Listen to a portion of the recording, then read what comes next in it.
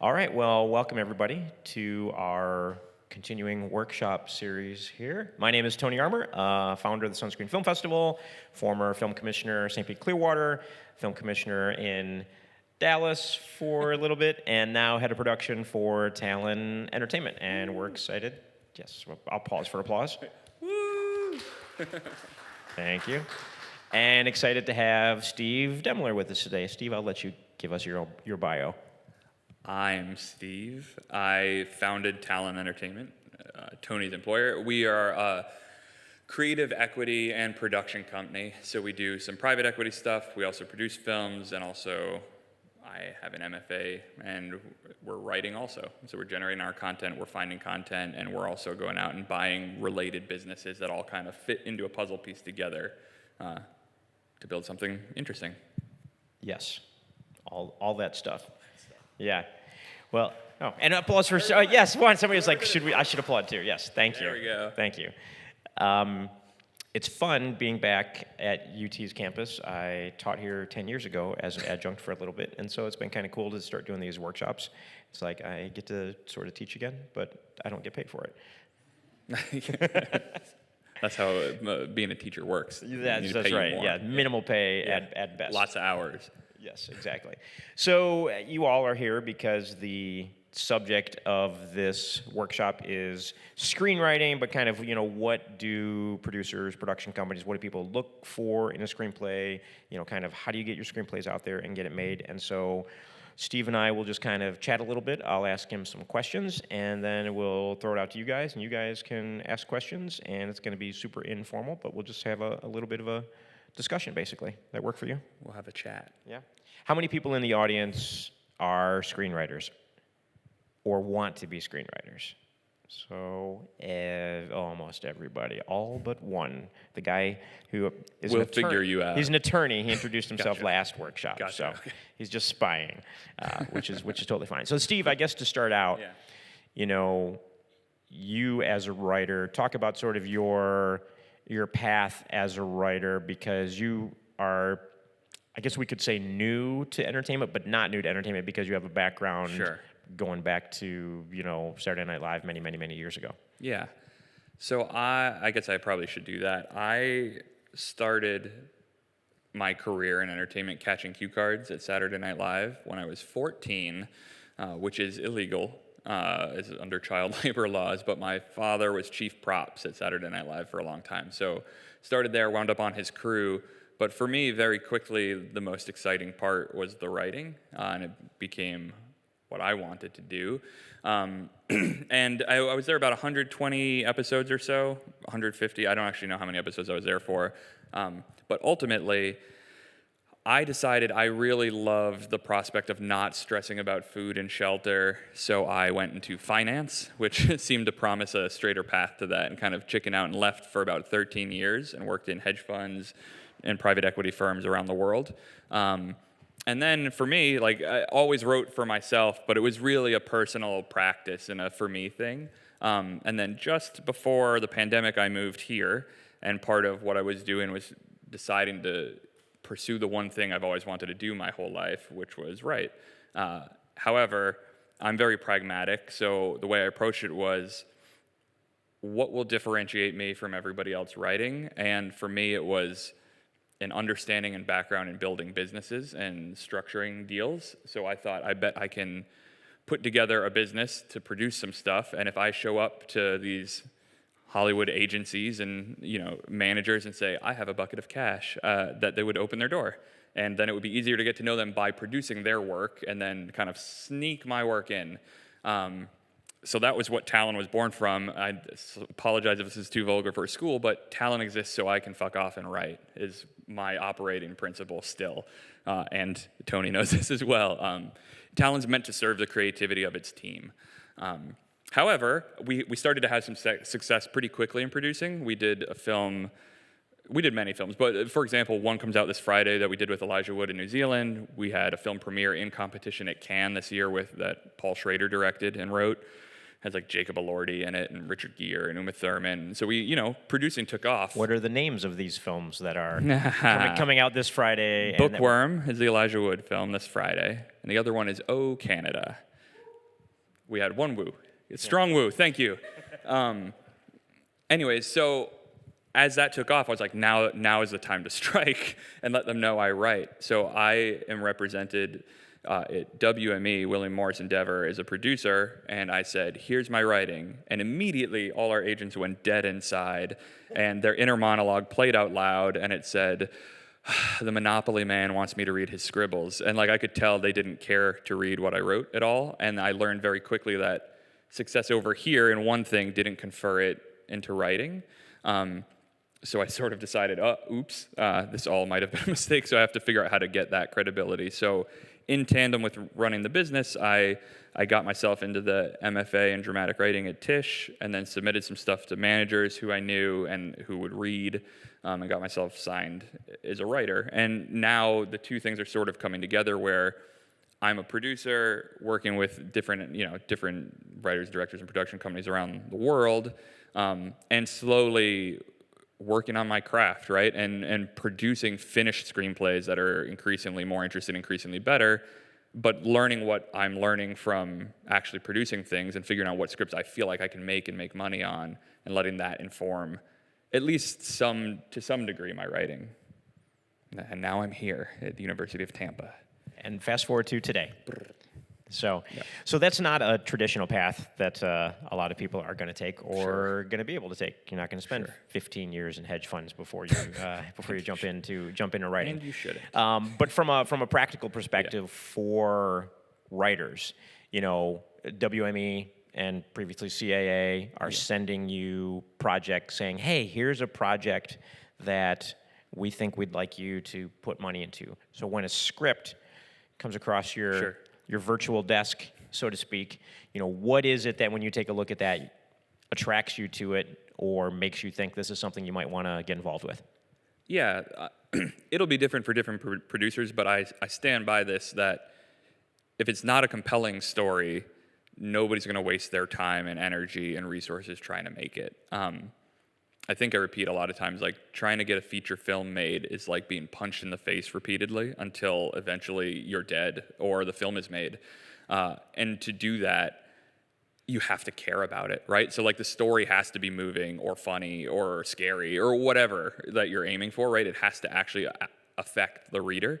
And so that's the first thing. So if I read something and I'm not like, this is awesome, then I just delete it and move on. I don't care who's in it. I mean, and sometimes I'm right and sometimes I'm wrong about that, clearly from the box office. For example, I read Bottoms and I was like, this will never work. And I was so wrong. But that's the point. It's like, it has to connect. And it's because everybody's different, right? Like different things will connect with different readers. So I think something to learn from this, right, is one, your work has to be great. And then two, who you send it to should be researched, right? Like don't just send it to big producer A because you want them to make your movie. They need to be right for the script you're sending them. And different producers have different tastes and have different track records, and I would spend some time thinking about that before it was sent. Yeah, and so for those of you how many people were at the last workshop we did, the film finance and distribution? Okay, so a bunch of you were for that one too. So I'm not going to repeat all of the stuff from that one because a lot of that was geared towards, if you are a writer or a creative, what you need to know to get your project made, because so much of it is beyond just your writing. So much, if you're a writer, sometimes you have to figure out how to find. It's not just finding someone who will make it, but finding a way to put the money together, put the project together, and everything else. So if anybody wants to watch that, it's on the Sunscreen Film Festival YouTube channel and is also on the UT, Destiny, what's it on for UT? The FMX bulletin board for UT as well, where you can watch that video if you want to hear me drone on for an hour and a half about finding money for your projects. And so something you said, Steve, is obviously a project has to connect with you personally, and people have completely different tastes. What are films, or what's something that, like, when you read it, is it a particular genre, a particular style, something that when you start reading something, you're like, oh, I like this? That's tough, and it's also the most common thing I'm asked from not just writers. I just got back from Los Angeles where I did 19 meetings with different production companies in 4 days, and like every single one was like, well, what kind of genre are you doing? And I think my answer is character driven. I'm really compelled by stories that have interesting and complex characters. I'll make a rom-com. I don't care. I'll make 2 rom-coms back to back, and then sci-fi and horror, or a psychological drama, or I'm about to do one in April called Atonement, is the name of the film, with Christopher Abbott and Julianne Nicholson. That's just something you've seen before, probably, like an Iraq vet come home and he deals with stuff, but it's just incredibly moving and beautifully written with a different take on that. And I found that beautiful, so we'll do that also. So for me, it's characters. Shooting in Dallas. Shooting in Dallas, and Amman, Jordan. And Jordan, the Middle East, yes. Yeah. Which that should be interesting. I got to go location scout there. Now I'm off topic. To location scout for this film where Jordan is standing in for Iraq. Obviously, with everything in the Middle East, a lot of business has stopped, right? Like, it's not going to Jordan because they're worried about safety. So as the most junior producer on this project, they sent me to confirm it was safe. But it was amazing. I showed up, and it turns out in Jordan, I'm way off topic now, but the Crown Prince is the head of the film commission. So I was picked up in a Rolls Royce, and just nobody checked my passport, which was not a good thing as far as I was concerned. And I was just chauffeured around Jordan like I was a Crown Prince. So it was amazing and also deeply terrifying. In the United States, as a film commissioner in 2 different locations, I am not the Crown Prince, nor will I ever be. Rolls-Royce. But I do not have a Rolls Royce. But I like the fact that the head of the film commission is also the Crown Prince. Yeah, it was pretty It's a exciting. priority for Jordan, apparently. I guess. Yeah. No, it's just an industry they're trying to build, right? So it's a best foot forward thing. But anyways, I think your question was like, what kind of stories interest me? Right? Yes. To go back to it, it really is character. And I think there's that old thing where like people are worried about if you're writing a horror film, like you're doing a haunted house film or something, right? Or like, why are they making another Frankenstein film? It's because you've never written that one before. Or Guillermo, I can't do it today. G. Del Toro has never written one before, right? Like, as long as you bring your voice to the character, that will come through to readers as being a unique take on something. If you're earnest in building the character. How important is structure? Like when you're reading a screenplay, and structure it's there for a reason because it helps you tell your story, but are you like, oh no, page 17, this was supposed to happen and it didn't, so this thing's going in the garbage. Talk a little bit about story structure, and for the audience, how experienced is everybody? I guess on a scale of how many feature screenplays have you written? Okay, we have. That's not a raise your hand question. That's a. You know what? You're right. Yeah. How many people in the audience have written a feature screenplay? Is what I meant to say. There we go. So we have a handful. And everybody else, short films. Have you written short films? Yes. So a lot of shorts have been written. And of the short film people, how many of you have a feature screenplay that you're working on or want to write? Okay, there's some. Okay, good. Just kind of getting a sense of where everybody's at in the audience. Yeah, I mean, structure is critical for a lot of reasons, but I do want to push back against one, and it's like there's the very popular like 3-act save the cat kind of thing where like this happens on page 10 and this happens on page 67. It's your low point. All of those are true things and pieces of a 3-act story. But whether or not they happen in those pages kind of doesn't matter if it's organic, right? Like the Save the Cat thing arose from looking at a lot of screenplays and saying this is basically when these things happen.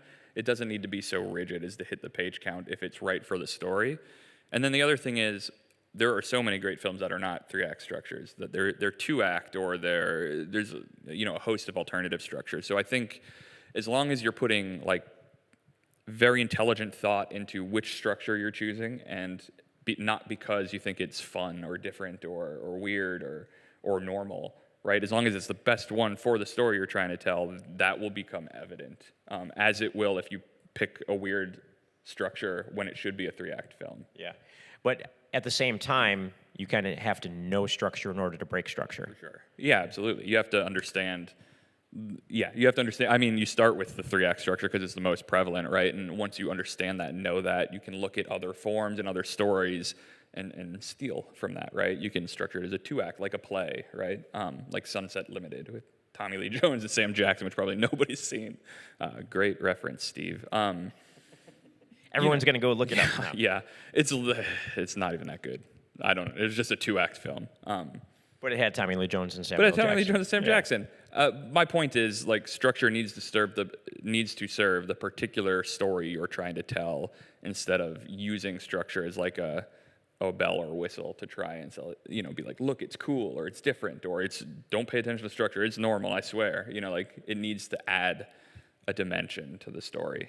Yeah, how important for you is outlining, like when you are in your process? I think you and I have talked a little bit about this before. Like, I know there are writers who will be like, I spent 6 months outlining my story. And I'm like, my God, if I spend 6 minutes outlining my story, I'll take like that Save the Cat and like look at it and be like, all right, this. And, and you fill out like a rough outline. And then I just want to jump in and start writing. Like, for you, like, what's your outlining process like? Before I did the MFA, I would say I've never outlined anything, and I think I would have had a reason, but it would have been probably an ignorant and stupid reason. I think it's just because I didn't want to do that. I just kind of wanted to write. But I have learned about myself 2 things. One, I do find the voices for different characters by writing. So for me, I need to generate a lot of pages that ultimately might not mean anything to learn about the characters.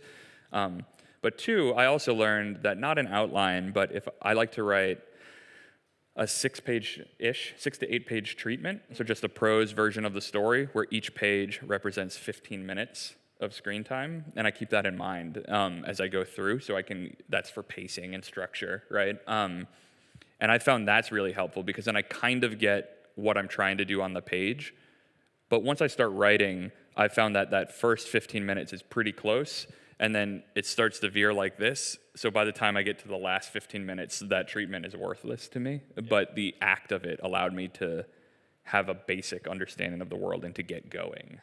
Yeah, I mean, and so often by the time you get to a third draft of a script, it's almost unrecognizable from the first draft a lot of times. Yeah. So this is me patting me on the back now. I've been working on one for like a year.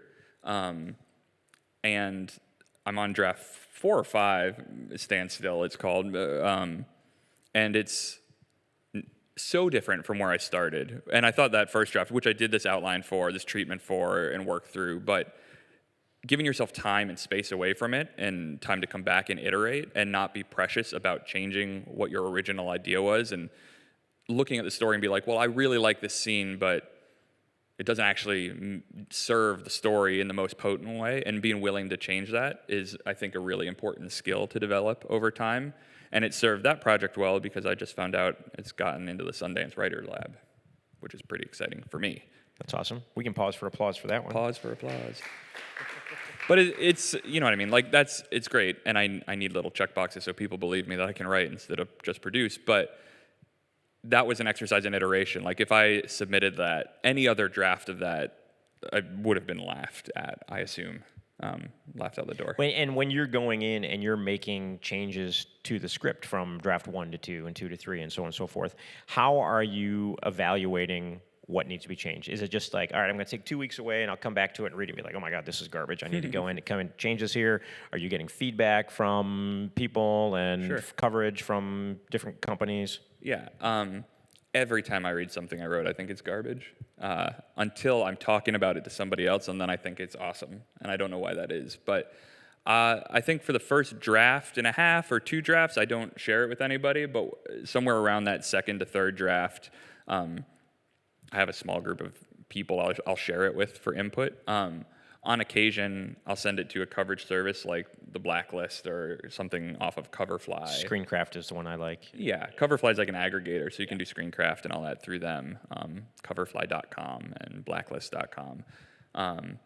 I'll use them, but that's usually for later drafts where I'm not looking for like generative story ideas, but more it's not a first draft polish kind of thing. Ideas, or did I lose do I introduce like a ticking clock in scene 15 and forget about it, which happens also when you're coming back and forth to a project, right? So I think for those kind of things, I find it valuable. when, back to the producing side, if there's a script, like let's talk about Atonement that you identified and you were like, hey, this is interesting. I think this is something that we would like to do. What's that process like? Because that came through an agency that came to you. So what's that process like when agency brings a script to you and says, we would like you to do this? How do those conversations then start and go? Yeah, there's a variety of ways. So we either find the script and build a whole package and business around a film, or they exist outside of us and people come to us either for extra hands producing or financing, partial financing, or I don't know, there's a million different things. But Atonement in particular had been optioned by a company called Star Thrower. They did King Richard, they did Ingrid, for which they were Oscar nominated for Best Picture, and then Ingrid Goes West, a bunch of other stuff. And basically, because of those films that I was just saying, they've grown so large, and they're doing, they have $25, $50 million films going with Fox and Sony and all these things, right? But Atonement's a $3 million indie film for a story they love with a young director for his first film who they just want to support. But given the size of their actual big projects, they do not have the time to produce this film. Enter me, the smaller indie producers. So they were introduced to me by WME saying, Star Thrower, you guys want to make this? You don't have the time. Steve does have the time. He wants to work with better producers on big projects and has facility space in Dallas. So I was able to kind of offer value to the project, right? They didn't need just money. They needed hands, like capable hands willing to do the hard producing work. And also Talon happens to own an 11-acre film studio in downtown Dallas where we could shoot a bunch of this and be creative on cost and what we charge it. So once I like the story, to answer your other question, once I'm in on a script, the next thing I look for is, can I add value to this that nobody else can? Yeah. Because otherwise they don't need, I don't need to be there otherwise. Well, and so, $3 million, while it's a small budgeted film in the scope of, this world of Star Thrower and films and everything, $3 million is a lot of money for everybody in this room. And nobody in this room is coming up and saying, hey, don't, but afterwards you'll say, hey, here's my $3 million movie, will you produce this? I want to talk a little bit about because we have a lot of people who are kind of thinking about doing their first features. You're either writing your first features, you've got your first feature script. How many people have made a feature film? Okay, so we've got two that have made their feature film. So round of applause for those two, because that is really hard to do. So something I talked about in the previous workshop was making your no budget, low budget feature film just to do it and get it out of the way, because you've got to make your feature first. You talk a little bit about, and so if you want more kind of detail like that, the whole kind of point is you've got to make it, so why think that you've got to raise even $500,000 or $200,000? If you've got friends and a camera, go make a feature film with whatever you have access to, because you need to make something first and be a feature filmmaker to move it. Because we asked these two gentlemen and then they said they made a feature film, but we didn't ask them how much money they spent on it. They could have spent $1 million, they could have spent $10,000. It doesn't matter. They made features, and so now they want to take that step up to that next thing. So kind of my question, Steve, is, for somebody who's looking to make that first feature film, what are they going to write? You're not going to take your sci-fi epic and think you can make that for nobody. What should someone write if they want to just make that first feature to make it? That's a good question. I think the most contained, meaning as few scenes as possible, as few locations as possible, all achievable, not like top of Empire State Building day, like a small number of locations, but really something personal, right? Because if you make it for $7,000, and by the way, a $7,000 feature film has won Sundance before. My $6,000 feature did not win Sundance, but I made it. But one could have. It could have, yes. Primer won Sundance after being made for $7,000. But whether it's $7,000 or $50,000 or $200,000, it's not going to look and feel like a $3, $5, $20 million film, right? And you don't have to worry about that because nobody watching it will expect it to.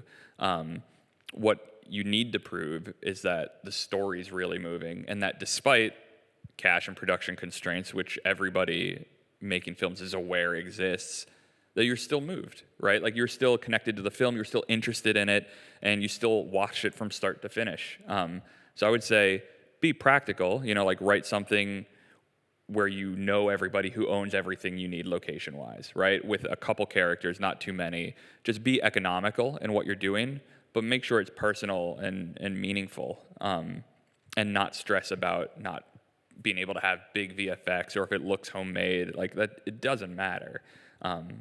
Talon is doing a film called The White Horse. It's a horror film by this kid, Patrick Picard.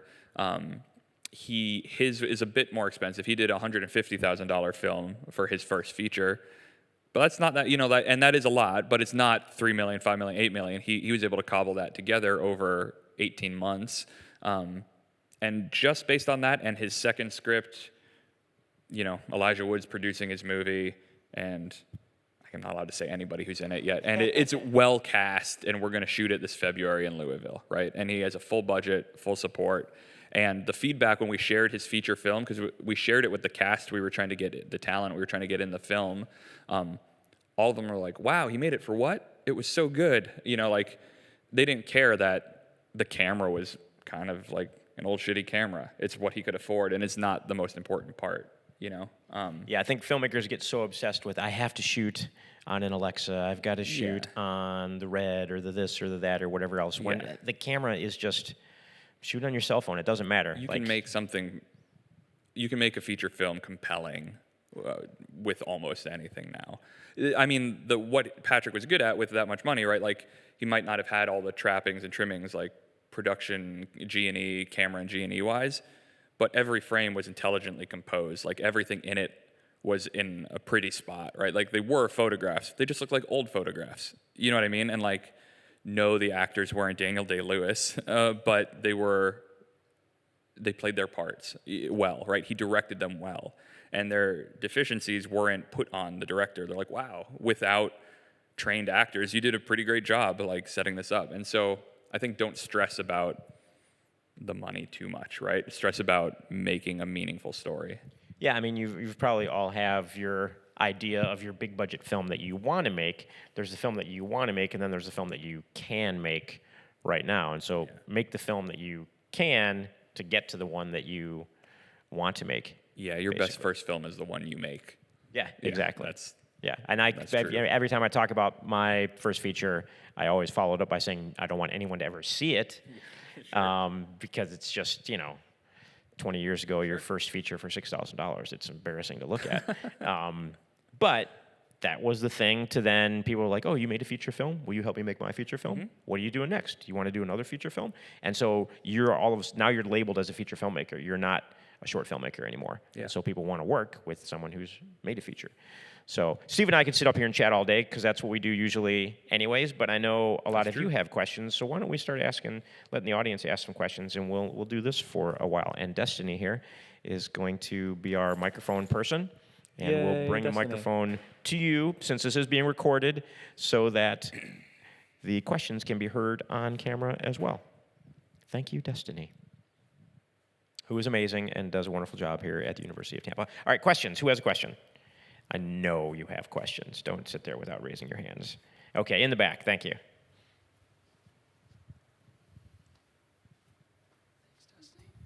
I guess maybe just giving other people time to think of questions, but it's every single thing that you guys just said is entirely analogous to a startup company. I'm just like sitting here and I'm like, what world did I just...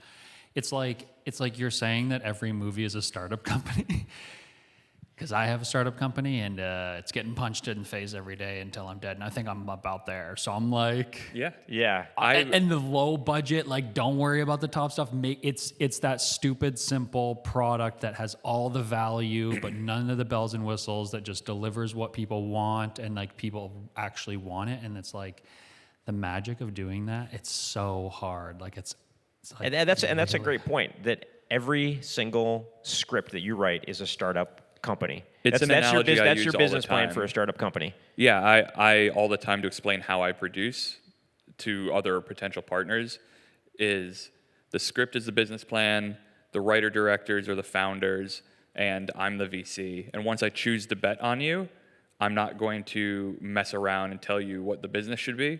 I'm the guardrails. And as long as you're playing within the agreement we made for your startup capital, my job is to just help you do your thing. Not every producer produces that way. Some are much more creatively pushy, I guess. But because of what you just said, that's how I approach it for sure. Do you guys? I was just going to say, and Kyle's company is Mosho Boga, which, if anybody wants to look up, is actually very cool. I have and a it's movie app. Great film-related app. So look it up. Just a little shout out for you there for asking the first question. Thanks, Tony.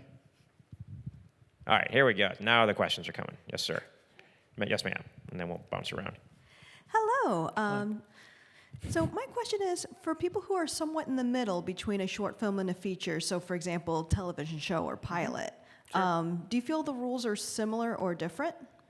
It's a great question. We just shot a television pilot that I produced here over the summer. We were here, I think, 3 days we shot around campus. Late August. Yeah, right? Last week August. Doesn't matter. But it's called The Feather Detectives. I'll send a link. I don't think it's different. I think it's the same thing, right?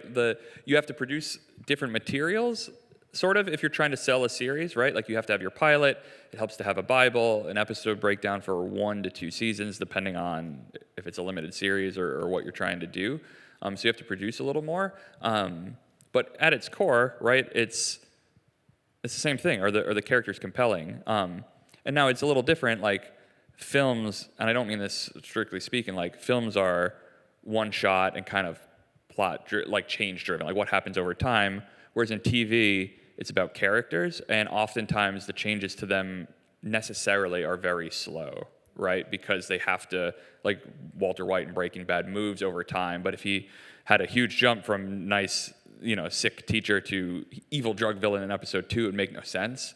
So the way you approach it's a bit different, but at its core, it's about the people in the script. I think obviously the financing aspect is going to be different for TV versus. Yeah, if that's what you're asking, it's way different. Yeah. Television finance is a tough game right now. I would say that market is in shambles. However, opportunity is born out of chaos, right? So that is, in my opinion, part of the reason I've pushed so hard. I started Talon during COVID, right? Like it's when we started doing it. We financed a film in St. Pete, the debt, and kept going from there because chaos knocks other players out, and it causes trouble for the establishment, and that's when you have the opportunity to come in and try something new, which is what Talon is trying to do. So a dose of reality, like the TV market is horrendous right now. It won't always be, right? And something will change that, and so there's opportunity there. Great. All right. Yes, sir, right here. The hat. Thank you. Maybe could you tell us something about the short film Kill Them with Kindness? Yeah, because you Sure. Yeah, I can.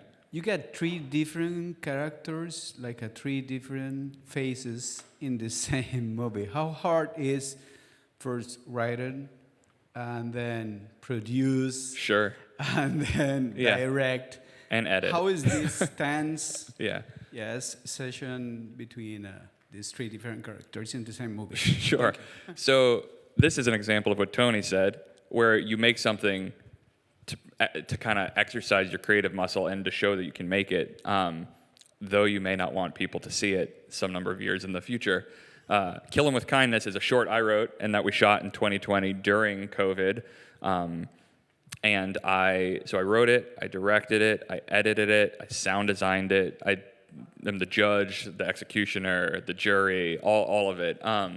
We shot it so over 3 days, 2 days in my house and 1 day outside around my neighborhood, because that was what was available and cost effective. And as far as how to make it work, right, that was a unique situation because it was August 2020, so the entire crew had not been working for months, so I hired a larger than necessary crew as sort of a give back, I was new to the neighborhood too, so I was using that short to meet the crew. That's how I met Tony. Yeah. I just cold emailed him when I moved to Tampa. I wasn't in the business yet. I just figured out he was a film commissioner, not sure what that meant at the time. but I wrote him and said, "Hi, Tony, I don't need your money, but I'm trying to make a short film and need to meet people." And I think his response was something along the lines of, "People don't usually ask the film commissioner not to give them money. This is interesting." And that's how we got to know each other. And that was just a case of, I used making something as a way to meet other creatives in the area, and I worried less about how it came out and more about finishing it. Yeah, I think that's a good point. Finishing is super important. Like, Yeah. there's a lot of to make a short, to start a short, finish a short. Like, that's one thing. Like, if you're writing a short, It's the finish same it. thing as a writer. Yeah. I meet a lot of people who say, "Hey, I'm a writer." I'm like, "I would love to read a feature you wrote." They're like, "Well, I haven't ever finished a feature." I was like, "Oh, well, what are you writing? What kind of writer are you?" And they're like, I write movies." And I'm like, "What kind of, I disagree, because a writer writes, right? And if you're a feature writer, you write features, and that necessarily requires finishing them. You don't need to have 30, right? You need to have one that's finished, and then you're a feature writer. But it's hard to finish, because they're complicated. It takes a long time. It's constant, at least for me, it's constantly demoralizing and screaming into a pillow, but you have to get all the way through and put fade out. Well, I think there's another question there, because there's a process. Like, my process is when I finally, there are many things that I want to write and need to write, and I'm like, I really should write that, and I don't. And that could be like months, it could be a year. I mean, like, I haven't started writing this thing. But when I finally make that decision, and I be like, I'm writing this thing, I'm writing at least 5 pages a day, every single day for a month. So 30 days, 5 pages a day, that's 150 pages if you go that for. Some days I'll write 10, sometimes I'll write 20, but never less than 5, and make myself do 5 a day until it's done. And so that's like a process that I know in 1 month I will have a feature script. It might not be good, or it might not be great. It can always get better, but you've got to get it like out and completed, all of it from beginning to end, to then make changes to it. What's your process from like getting yourself from beginning to end? A lot of crying. Copious amounts of self-hate. Both of those things are true, I think. But my actual process, as I referenced before, I usually start from like a scene or an idea or like a moment between characters, and I usually just let myself write that moment, and for as short or as long as it takes, because that gets me thinking about who they are, and she couldn't really say this if this hadn't happened to her, so now I know another scene I have to write, and it kind of builds organically from there. And once I get going like that, then I do this prose treatment now, where it's the 6 to 8 pages, and say, like, we'll try to write the story that way. Each paragraph makes sense after the one before it and before the one after it. And then when I go back to actually write, let's see, I sit in Starbucks or a coffee shop and stare at my computer and feel sad. And then I start to write, and then at some point I start writing, and I just stop, whether it's, even for me, and I have the same rule for exercising, which will become obvious when I say what this rule is. And as long as I write a line of dialogue, I can be done and feel like I wrote that day, and I don't feel bad about myself for it. And the corollary is, if I show up at the gym and curl one weight, I'm like, did it. And I find oftentimes I'm there, and I did one, so I should do a couple more. And you do it, right, because you started. And so for me, it's the same way. And once I've written some number of pages, 15, 20, something like that, I always start the next writing session by reading it and just making tweaks and edits, because that's how I get back into the mindset for that story, like just messing with what came before. And eventually that's either generates an idea or so boring that I'm back to creating something new. Yeah. But I have to somehow reconnect each time. Yeah, you go back and read it and be like, where am I at? What am I doing? Okay, and you kind of get into it. And I know I try not to obsess over the first whatever you've written. Like, you've written those first 10 pages, and then you could obsess over it and write those first 10 pages for a month and keep writing and rewriting and rewriting. You just got to go. You just got to get it through and move on. Yeah, you just have to get through it, right? Like, I think great scripts are made in the edit, and you can't get to editing your script and revising your script unless you finished it, right? And so it's really on the nose exposition. It doesn't matter until you're going back to fix it, if that helps you figure out what you're doing and where the characters are and where they need to go, right? Like, just get through it, and then you can worry about it after. Yeah. More questions? right here. I just want to piggyback off of her question because I'm developing a very niched reality TV dating show. So what is your opinion on that? Do you have any experience with that? Like, what is your advice? I mean, I know suppose I could give anything? advice. My experience is zero. I haven't done any non-scripted work, so I'm not familiar. Advice would be find someone who has and talk to them instead of me. The back door into any room is when somebody inside opens it for you, right? So spending time, not in a gross transactional way, but spend time getting to know people, and eventually they'll invite you into the party and out of the rain. Reality's hard. Over the I don't know anything. last about it. 20 years or so, I've been involved in shooting, I can't remember how many, multiple different versions of reality shows. Random cooking show, one thing called Soccer Moms of Tampa Bay that we shot. You all know that. Yes, No? it was actually involved like the Rowdies, the ownership of the Rowdies before it was owned by the Rays, and some random stuff.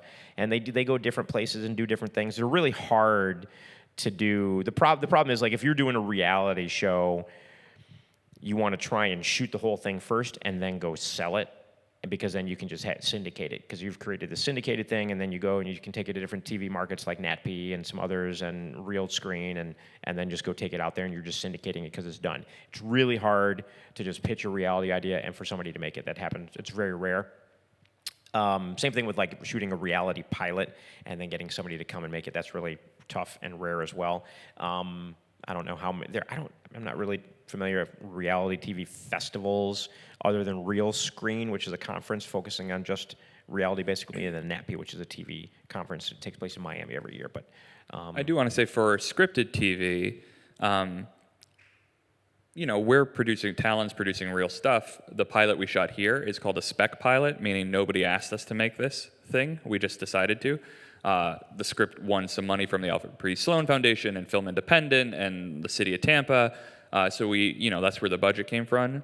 And I hired the team, we cast it and made it on spec, which means, again, nobody asked us to. And even though I've put films in Cannes and Sundance, and we've sold films to Lionsgate and Vertical and Netflix, nobody will buy this. Almost with a high degree of probability, nobody is going to buy it. But I'm going to send it to all of the HBO. I'm going to send it to everybody anyway and ask them to. And the reason we made it, and the reason I'm going to do that, is my hope is they'll invite me in and be like, hey, this was really made very well. We don't want it, but we do have this script. Would you, and now we know you can produce it. Will you produce it? This thing we actually want. Again, great job. We're not buying it, but how about you work on this? And that's how you build credibility, because now we're not TV producers who haven't produced TV or writers who haven't written. We've made a thing, right? So even in this case, if you have more than one project, for example, make one and do the best you can, and then use that to show people that you can make these things, and then go about building a partnership kind of organically with somebody who has a foot in, or a way in. You were at the last workshop, and I talked about grants. Like, there's so many grants out there that you can get for a variety of different things. NoFilmSchool.com has a great list of just like grant after grant after grant after grant that you can apply for, and find ways to get some money that way. All right, who else? There were a few more hands. Yes, over here in the corner, or right here, or there. Either one. He's had his hand up for a while. It's all good. His arm's shaking. All right. So you've talked about what you should do as a writer, but what are some things that you should not do as a writer, or like some consistent mistakes you see when scripts come across your desk? Is that in the writing itself, or as a person trying to get your project out there? Both, or whatever's easiest to answer. We can do both. Go for it. Let's see. When we first started, we got a lot of what's called unsolicited scripts, meaning they're not coming to me through an agency or through managers. They're coming just from people I meet that I don't know or have a relationship with, and that we didn't ask for. Like, I didn't request a script from.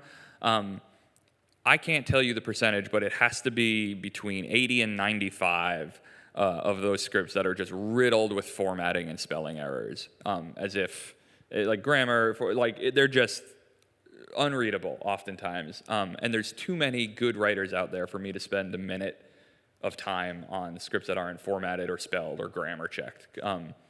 It's almost disrespectful to send it thinking I'm going to ignore all of these things because something underlying is so brilliant that is going to shock me into working on it. So I think that's one. The thing as a writer that I would suggest not to do, or I'm about to, I want you to know I'm absolutely a hypocrite, is not to say you've written something or it's finished or is in a state it isn't actually in, just because you think it's a shot you have and you don't want to pass up on it, right? So if I was like, do you have, you say you have a feature script and I'm like, how is it? And you're like, it's done, I can send it to you in 2 days, but you haven't written it yet. Please don't do that, because what you send is going to be bad. No matter how good of a writer you are, it's going to be really bad. Having said that, have I done that? I certainly have. Once, right? And not again. So I think that also, just don't misrepresent the state of the project. Yeah, and I think too, just one of the first things you mentioned there was the number of, LinkedIn. The number of, I don't check LinkedIn often, maybe every couple of weeks I'll pop on there, or sometimes I'll do it a few days in a row, but it's flooded with, hey, I've got this $2 million film, can you give me $2 million to make my movie, and here's my script and my pitch deck. For people you've never met before in your entire life that just think, oh, well, I should ask this random person I've never met for life-changing money. You wouldn't do that in normal life. Why is that normal in this particular industry? And because it is so relationship-based, and it's just kind of weird. I think, yeah, I think there's a lot of things you can do, not to not answer your question, right? Like, they may teach you, I'm going to make stuff up, I don't really know, right? Like, bold your slug lines, or don't bold your slug lines, or bold your capitalized character name the first time they appear, or don't. None of those things matter to me, right? Like, for me, I just want it to be readable and clean. It's about the story, so do whichever makes you happy. Don't stress that. Things like don't write more than 4 action lines in a row, because then it's hard to read. Now I'm going to do the brag thing again because I can't help it, and it's the film business. Yesterday I got slipped Charlie Kaufman's next script that he's directing, and there's like a page and a half of action text, like just a block of it, and I was enthralled the whole time. So don't stress those things, right? Like, the conventions need to be there, and if it serves the story, if you're doing something like that, right, where you're like, this monologue is going to last 5 pages, it better work dramatically, but don't not do it because somebody told you it's not the right structure or not the right rules, right? Like, if it works dramatically, do it. Just make sure the format, make sure the grammar and the format, basic formatting is correct. Yeah, but the whole screenplay shouldn't be like that. It's like, No, that's a monologue. Yeah. It's a stage play. Right, exactly. So Yeah. again, I think it goes back to you have to know the rules in order to break the rules. Yeah. Also, I'll say something that people don't do a lot is I'll read a screenplay and be like, man, this would be a really good pilot if it was 30 pages shorter and structured like a TV pilot. So I think, and same for something that should be a stage play. Or I saw the stage play Danny and the Deep Blue Sea by a Tony-winning playwright, and he adapted his own play into a screenplay, and the screenplay sucks because that story is a play. You know what I mean? So I think when you generate your story and your characters, figure out what form, screen, TV, stage, YouTube, TikTok, I don't care, whatever fits that story the best, write it for that instead of trying to cram it into a feature or cram, a feature into a TV pilot or a TV pilot for some reason into a stage play. So use the form to help enhance the story. Great. All right. Roy had a question, right? Yes. Does Talon Entertainment have readers that do coverage for you guys, or what's your process to make sure that you get a chance to read the scripts on your desk? Yeah, so very candidly, the way scripts come to us now are through our relationships at CAA, WME, and also 3 Arts, who's my managers. And they, amongst them, they have very broad reach, right? So periodically, more than I want them to, they'll send me a long email with a bunch of scripts attached, and basically the breakdown of the info they send along is the title, the log line, producers, directors, cast attached, and if there is any financing information, something about that, and maybe when and where they're hoping to shoot for each of them, right, in this long email.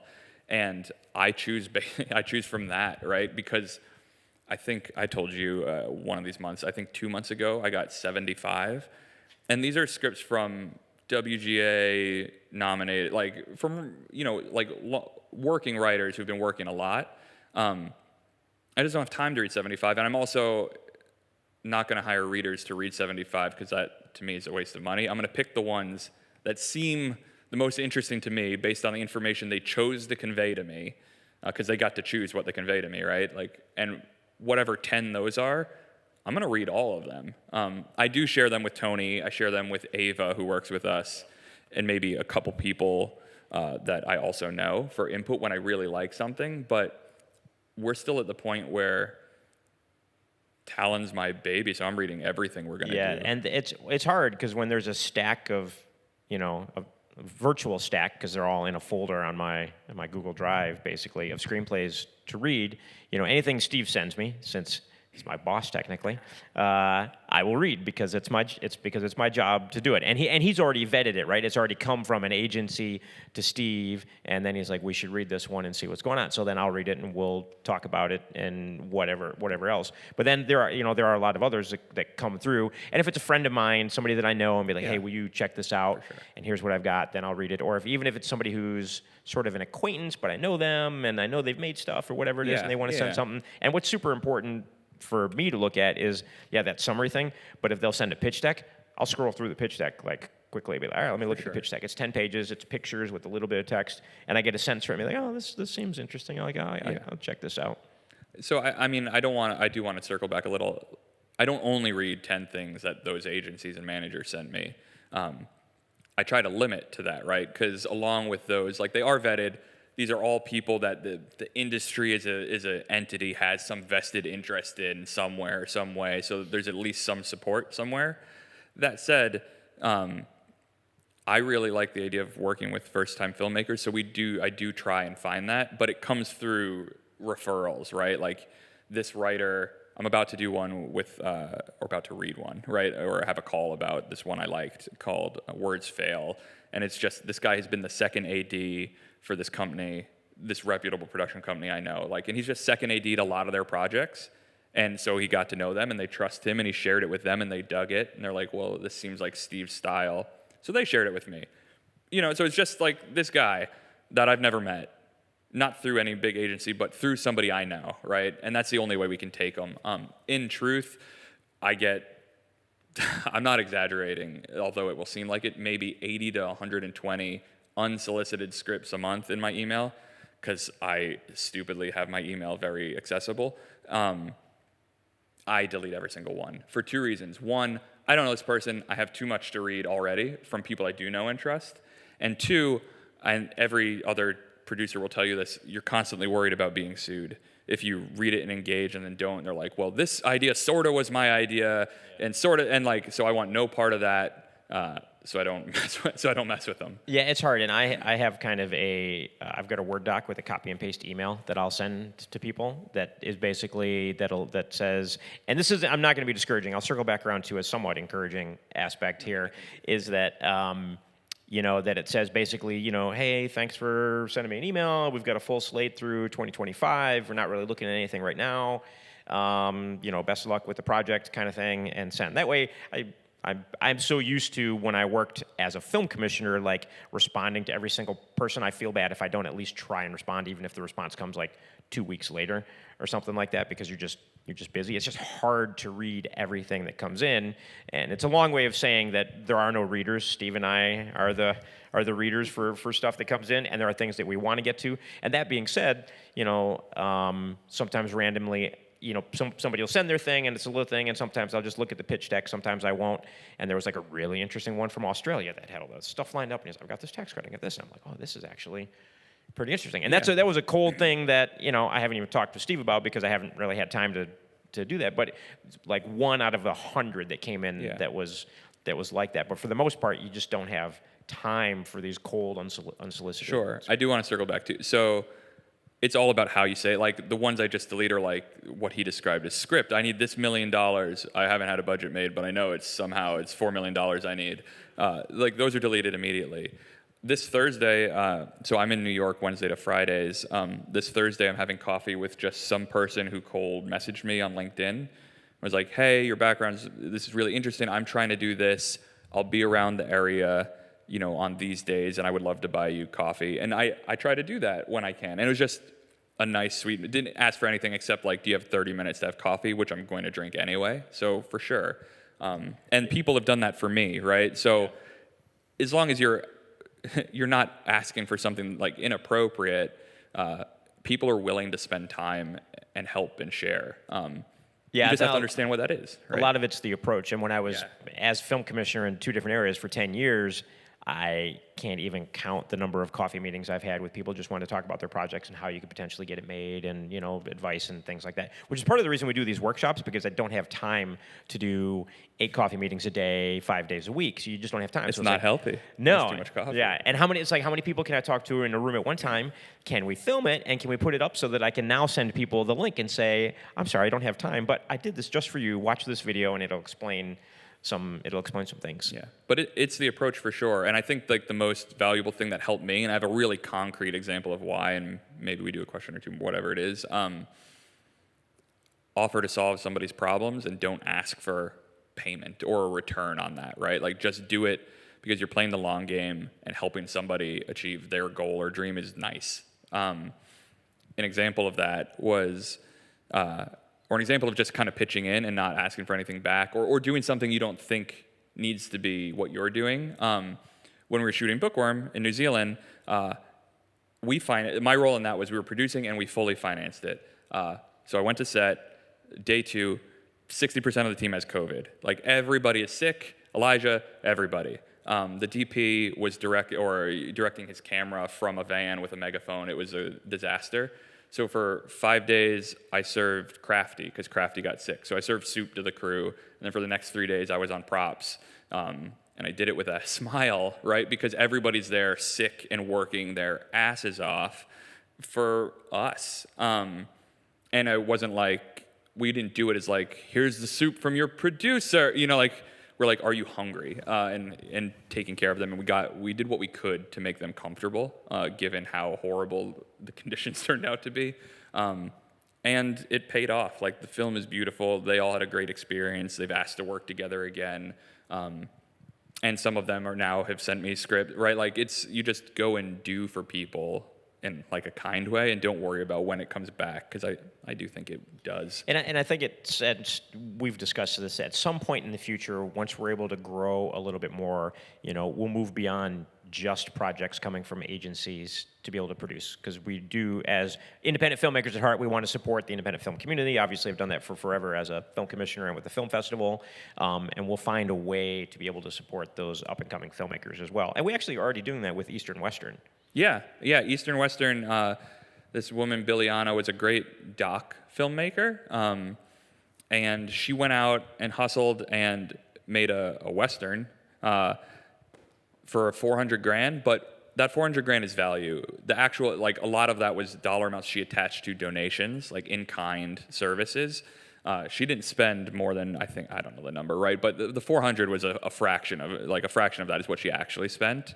And she made it, and then she was like, shoot, I can't get the finishing, the color finishing donated, and then I can't get it out to festivals and whatever without some money.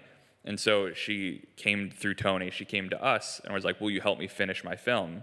So we watched it, and it's great. And all she's missing is like the polish, and then somebody able to bring it around to buyers.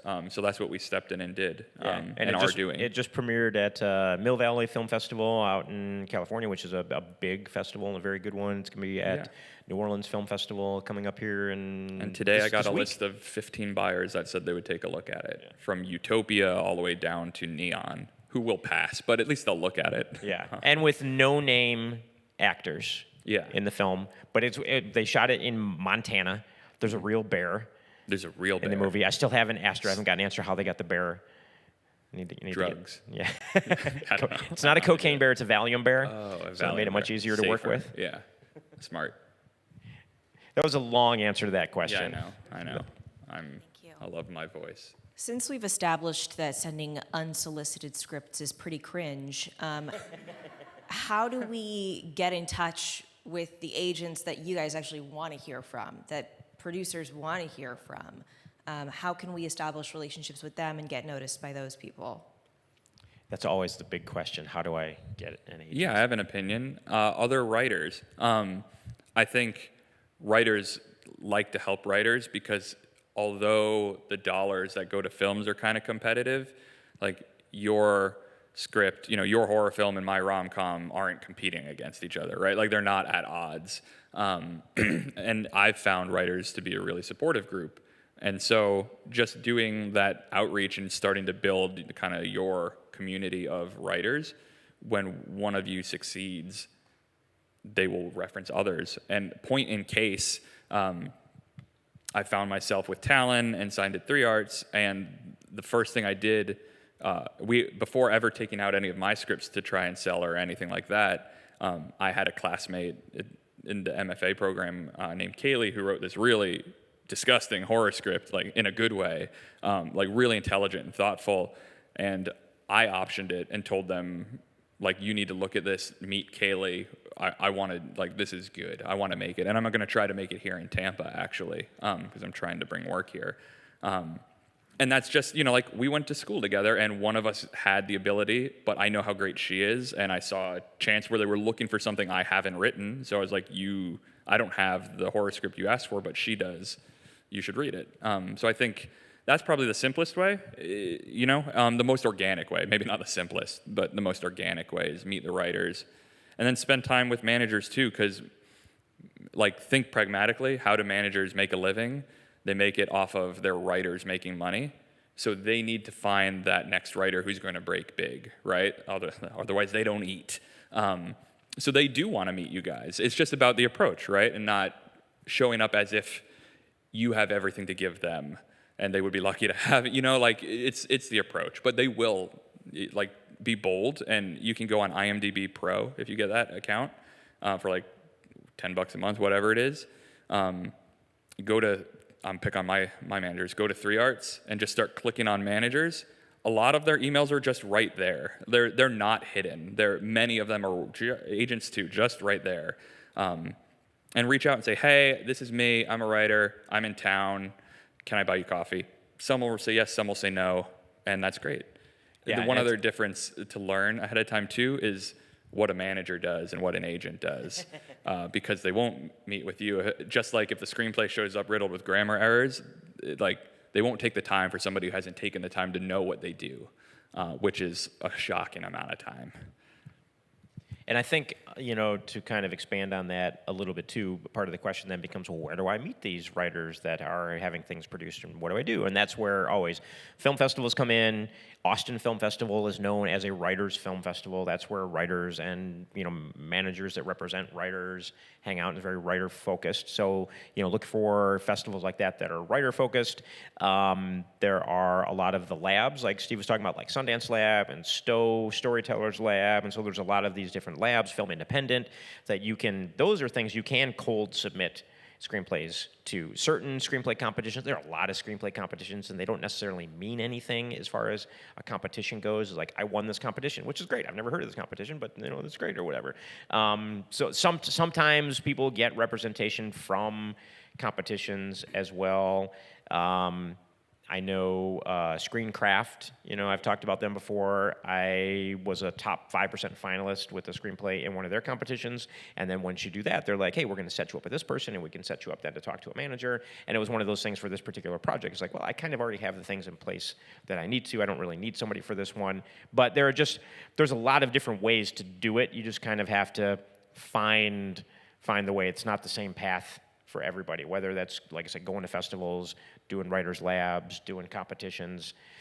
There's no one answer, but those are There's several also options. no clear answer, which is depressing, but it also is just how it is, right? And that's why the people who make it aren't always the best. They're the most tenacious, right? And they in the right approach, but I don't even remember what the actual aphorism, right? But like basically if 30 people start together, like the 4 who make it are just the 4 who didn't quit in this business, right? It's like you have to be doing the job and practicing and getting better, but ultimately there is some attrition. So if you're in the right places and meeting the right people, and I think being honest and transparent, like that will matter. Because I go on, like even when the panels aren't on the topic, I'm always talking about people misrepresenting like the state of their film. Like they'll ask, they only need $2 more million and they have a Marvel star attached. And it turns out the film's budget is $2 million total, although they've never had a budget done. And also the Marvel star attached is a friend of a friend who their friend said would probably like it. Like that's not what being attached means. And then that person is dead to me. So I think just approaching things like earnest does pay off. Even if it feels like it doesn't, it does pay off because the people who respond to you are responding to you for real.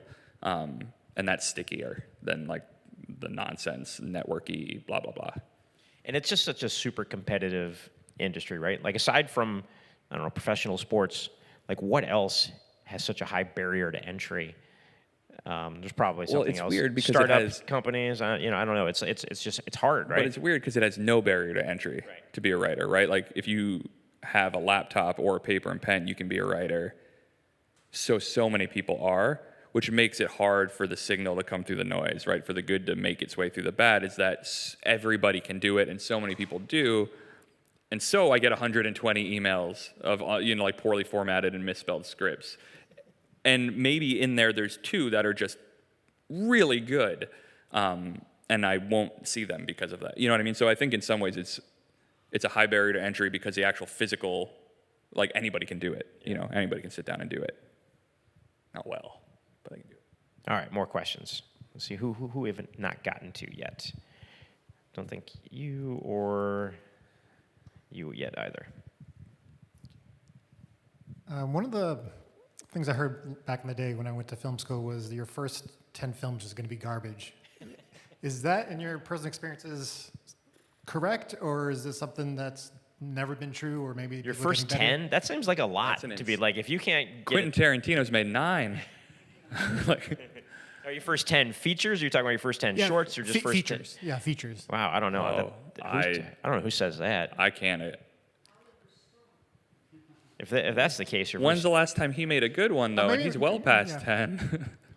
I don't know. I don't think that's true. I think you have to make some bad things. Like if you're writing, like you have to write some stuff that's not great, right? And better comes out. But to put a number on it is crazy, right? Like I think people whose first feature is amazing, it's not the first script they wrote. They've been writing stories and short stories and scripts and pilots or plays since they were young, right? Like, and it seems like it's overnight, but it isn't.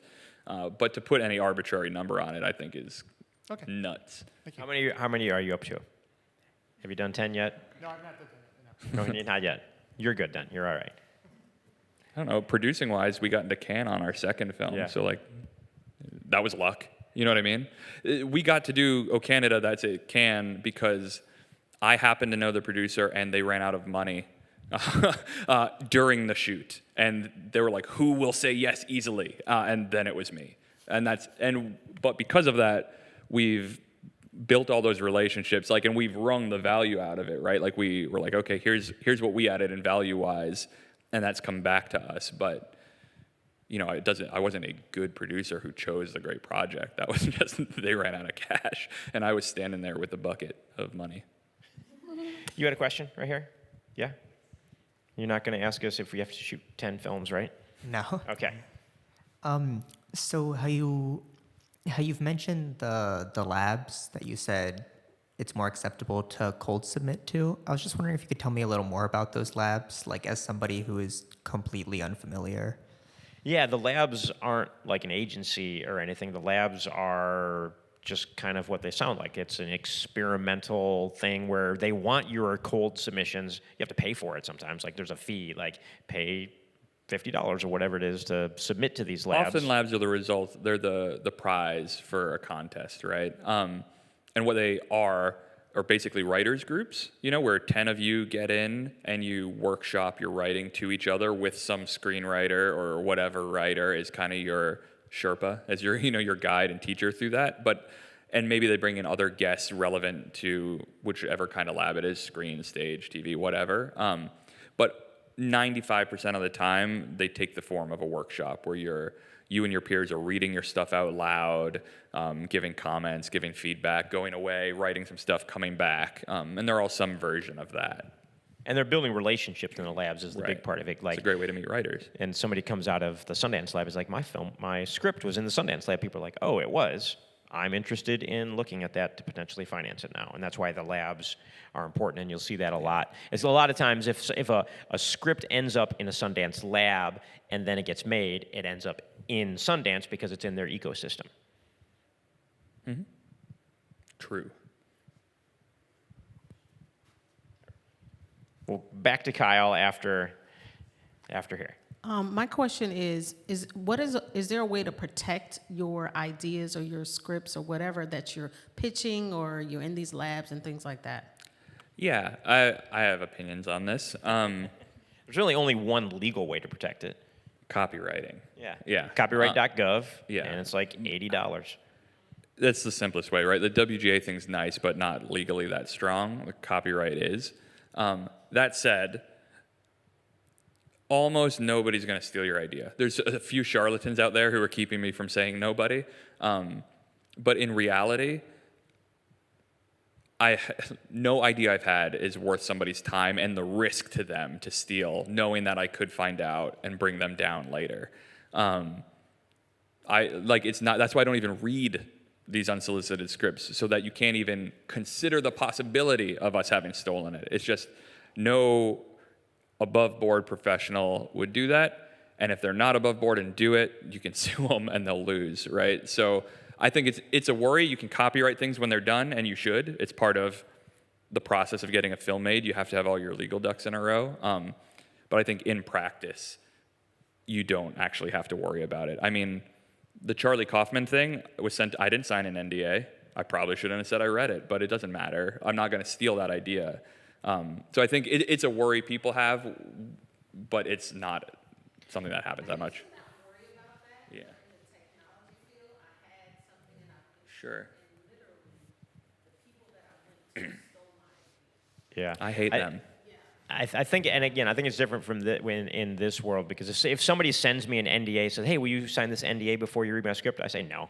Yeah, me too. I'm like, nah. I'm not going to do that. And what that shows me is that you don't know what you're doing.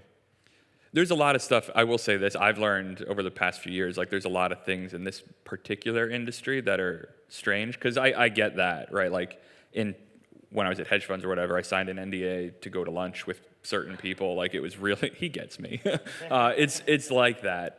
In this, it's the opposite for what I just said, but even with 3 Arts, my managers, when we sell something, I owe them 10%, right? I signed nothing. Like I'm their client, I've signed no paperwork. If I don't send them 10%, they won't be my managers anymore. It's like, that's what it's on. And when I did that was my first time I was represented when I got them. And I was like coming straight from finance, and I was like, where's the paperwork? Let's get this done. And they shook my hand. They're like, we're done. And I was like, I'm very uncomfortable with this. But it's just one of the quirks of the business is there's no paperwork on those things. Now, there is paperwork once you start making your movie. There's a Yes. lot of paperwork and legal paperwork before Yeah. it can get distributed and everything else. But kind of from the screenplay stage of like protecting your idea. Yeah, it's I think just- if it's finished, copyright it. if you want, why not, right? You're going to have to anyway. To have it made, it's part of the deliverables required to get the financing to show up. Like when we're financing a film, I don't send money somewhere if I don't know for certain that we own the screenplay. So it's part of it, but in due time. You don't have to stress about that, I think, at the beginning. I do have a great stealing story, though, that I'll tell really quick. So there's a filmmaker that I know that made this really great short film, and it was on the film festival circuit and everything else, and then when it was done, he threw it up on YouTube, and he received a phone call one day from somebody at a studio and said, hey, this feature film, or this short film, blah, blah, blah, you made this, right? And the filmmaker was like, yeah, of course I made this. And the guy on the other line, and I'm leaving names and everything out as well because this story isn't public yet because they're going to make this thing. He said, well, somebody else took your short film, edited your name out of the short film, put their name in as director, and then presented it as their work. And we, Studio ABC, are going to make it as a $10 million feature film. And so now, because this person stole his film, it would have never gotten to Studio ABC. And the guy that stole it is, of course, out and essentially blackballed the industry. And the person who had no idea his film was being looked at by big studio is going to make this large feature film because some idiot thought that they could. I don't understand how you could even think you could get away with that. I don't know. Hey, what's it like working with this particular actor? What was this like working on set? Like, you start asking basic questions about the shoot or about the idea or how it came about. Like, how do you answer those when you literally just let's put say your name over the it's top? so short-sighted too. Like he makes it, yay, but when he tries to have another idea, he doesn't have any. Right? It's like putting on your resume, like I speak French, and then you show up on your first day of work. They're like, we need you to translate this French, and you're like, that's a problem for me. like you're not going to stay at that job for a long time. So I don't know. It's really short-sighted. So even though somebody's work got stolen, it actually worked out better for them in the long run because the person who stole it was just clearly a complete moron. Might be a good way to end this after one more question, and we'll go from there. Hi. Sorry we're late. We actually just flew back from Boston, and it was a mess. I know you didn't fly down just for this from Boston. Actually, yeah, we kind of did. But you live here. Yeah, we live here, yeah. Yes. So I'm not sure this has covered the distinction between a screenwriter who wants to, the hyphen, and wants to direct their script, and the screenwriter who wants to sell their script. I'm a screenwriter and also a script consultant. And when I work with clients, obviously, encourage them to have the best possible script they can and to write it for the executive reader, whether manager, producer. If they're just looking to sell it, if they're looking to sell it, do you want them to know or have an idea what the budget would be? Is that a good thing if they know, okay, I'm seeing something in the $2 to $5 million range, for example?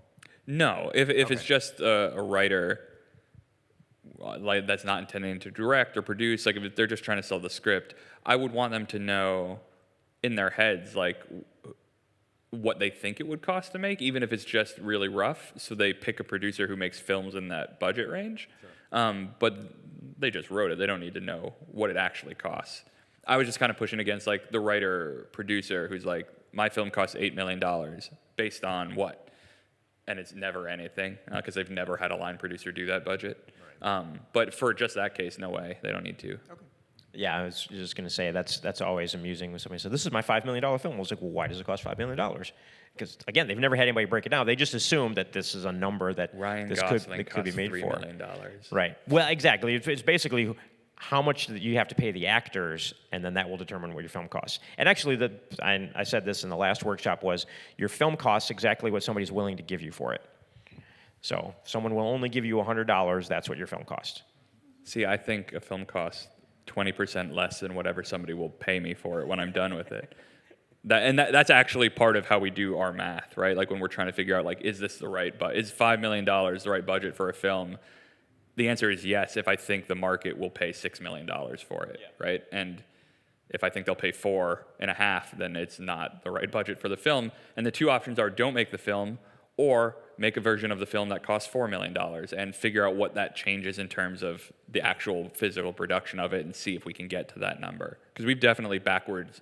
We did it for this White Horse film. You always do. And so Yeah. if you go to YouTube or the FMX UT page, you can watch the workshop I did last week where we break all this down and we do all the finance aspect of it and why things cost a certain amount and the 20% less and everything else. Nice.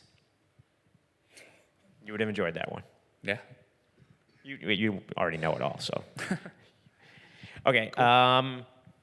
One last question. This will be the last one, and then we'll wrap it up. Connor.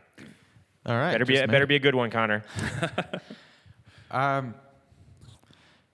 So I'm curious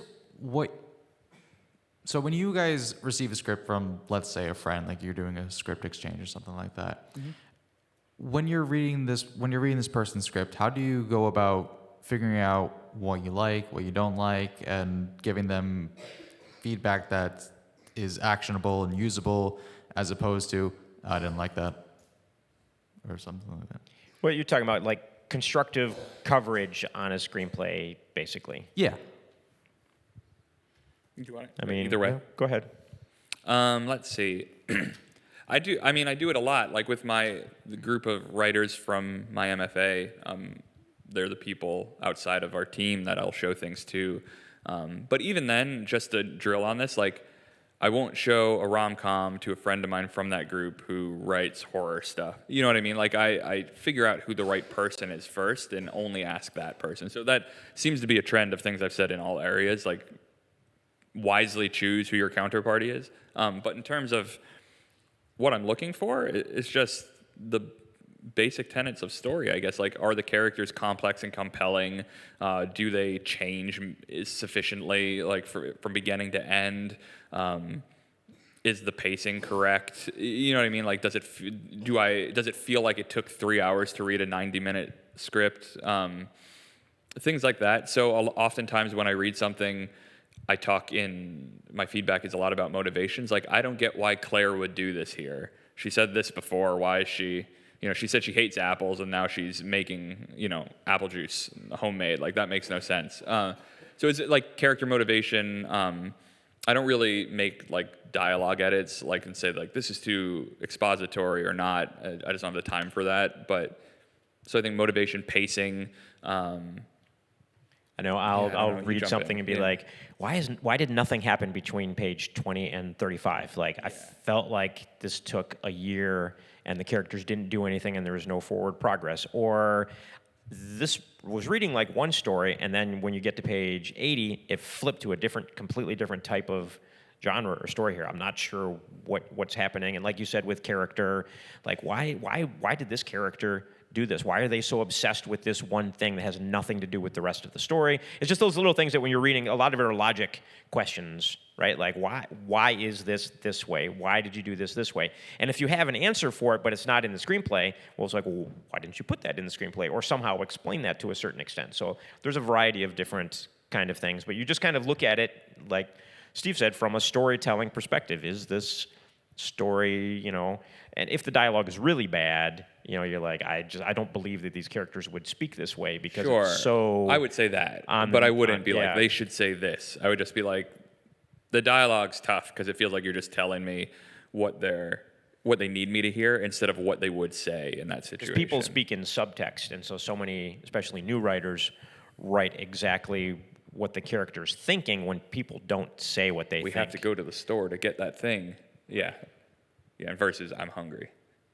Or whatever. I don't know. But point is, I look at it in terms and of here's a little pacing. bit of a cheat for you that nobody's going to like to hear, but you can actually drop your screenplay into ChatGPT and ask for coverage, and it will give you coverage on it and like break it down, and it's not bad. I know. I refuse to put anything on camera about this. I know. I'm just saying it's not bad. It could be better. But if you dropped it in 10 different times and asked for coverage 10 different times, you probably get 10 different coverages. So I'm going to put something on camera about it. Okay, go ahead. AI right now is really good at data and logic and that kind of thing. So if you ask it, is it paced correct? Or did I mention a ticking bomb in scene 2 and forget about it?